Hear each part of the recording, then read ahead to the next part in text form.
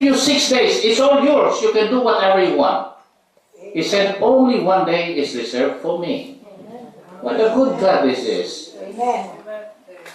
And yet, out of that 1 day, he said, only 1 hour. Depending sa paano na nagsisermon. Pag si Father Innocent, may 1 oras at kalahati sigurado yan. And yet, look at it. Ask yourself.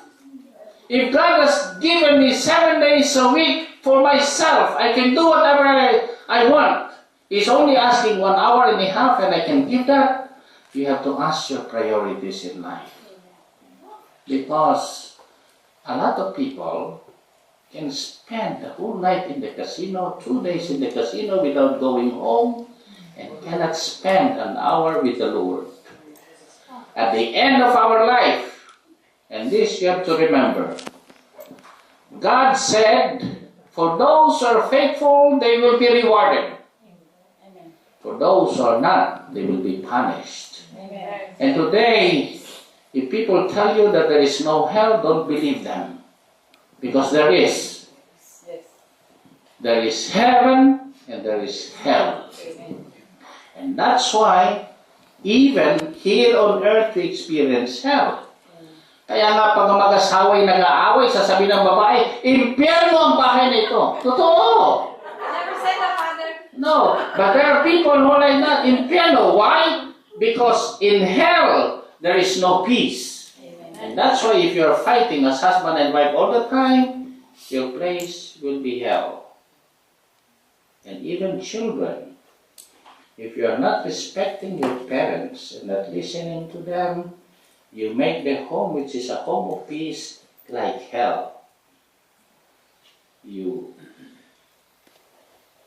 shout at your mother, you shout at your parents, God, how come you don't buy me an iPad, an iPhone, I want. Sabi ng nanay mo, I will not buy you an iPad, an iPhone, but I will bring you to IHOP. Is that okay?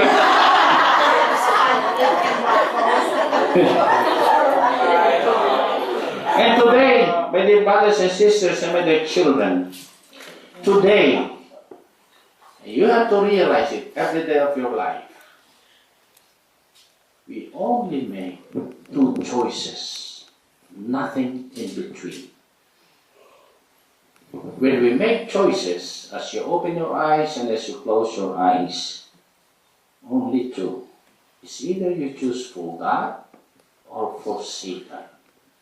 And so when you open your eyes and tell your wife, honey, I love you, you choose for God. But when you say, honey, bakit nakahiga ka pa dyan?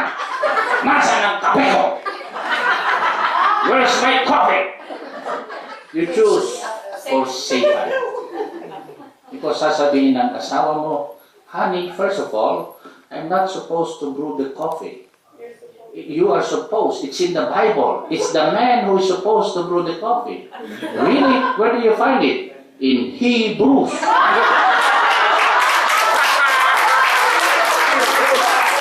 Hebrews. It does not say Hebrews.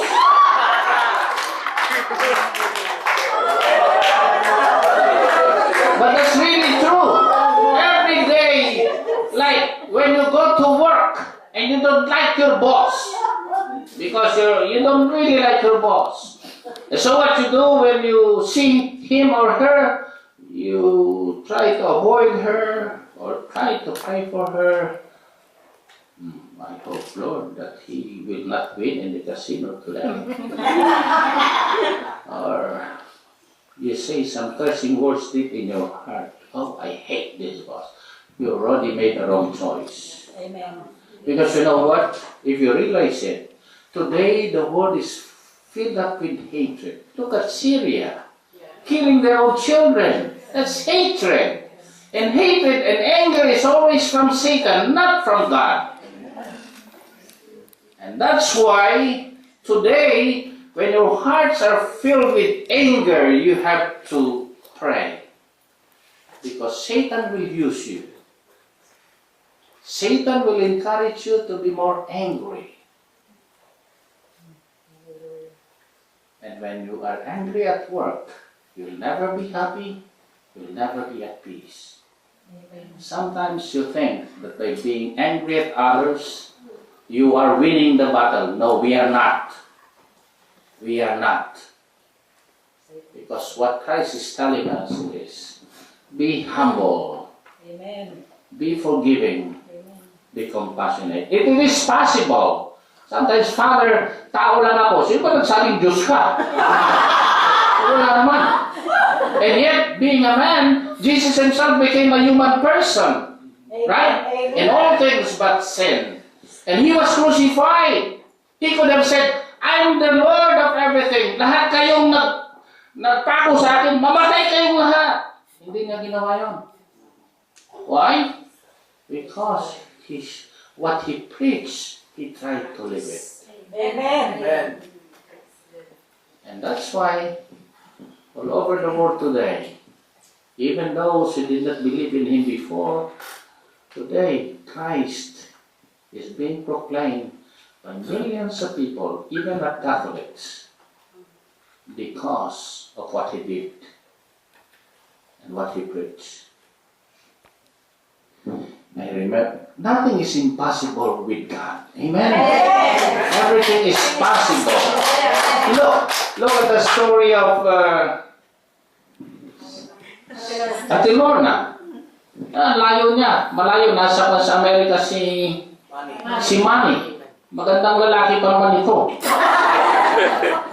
Amen. And yet, despite the distance, with prayer, it works. Amen. Amen. It works. Believe in prayer.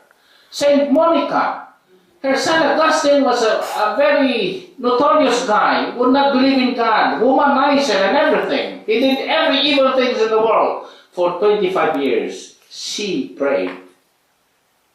And the Lord heard her and converted Augustine and became the greatest doctor in the church. Can you imagine that? We just have to believe and live our faith. Mahirap yung believe ka ng believe, pero hindi mo sinasabuhay. And that's why we are being criticized in our lives. Because you know what?